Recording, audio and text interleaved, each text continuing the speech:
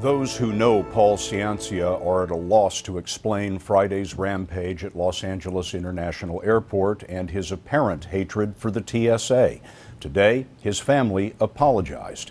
Ciancia is accused of shooting a TSA officer to death and wounding 2 other officers and a passenger. Terrified travelers fled the terminal Friday. Police shot Ciancia 4 times. His condition has been upgraded to good today, though he remains sedated and under guard. Who is Ciancia? Ben Tracy is at LAX for us tonight. Ben? Scott, the alleged shooter is something of a blank slate, no criminal record, and for someone his age, he's 23, he's posted very little online. His family says they're shocked, and investigators are still trying to figure out why he targeted TSA officers here in this terminal at LAX. Today, FBI agents were at the apartment where Paul Anthony Ciancia has been living outside of Los Angeles. They escorted one of his roommates to his car, telling reporters they needed to interview him. Armando Bosco is Ciancia's neighbor. He never talks, he's a very quiet guy. Since being wheeled into the hospital Friday, Ciancia has been heavily sedated and unable to talk. This picture was taken moments after police shot him to end the rampage. That's when they say Ciancia told them that he acted alone and was dropped off at the airport by a friend. Police also found a handwritten letter in his bag.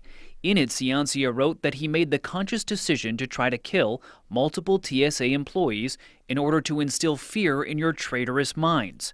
He mentioned a new world order and mocked former Homeland Security Secretary Janet Napolitano. The assault rifle he allegedly used in the shooting was purchased legally in California. Paul Ciancia grew up in Pennsville, New Jersey.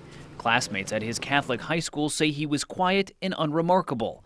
Today, Ciancia's family issued a statement through their lawyer, John Jordan.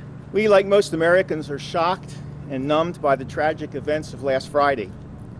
We acknowledge the need to understand what happened and why it happened. Alan Cummings is the Pennsville police chief and a family friend. He says Ciancia, a motorcycle mechanic, moved to Los Angeles a year and a half ago after his mother died. Ciancia's family learned he was the alleged shooter from TV reports on Friday. So when I went over there later that afternoon with the FBI, the whole family was just a mess. I mean, it's unbelievable to them. To them, he's a normal child and nothing's wrong with him. And then next thing you hear is this. I mean, can you imagine that happening to you? One of the TSA officers who was shot, Tony Grigsby, spoke to reporters this afternoon.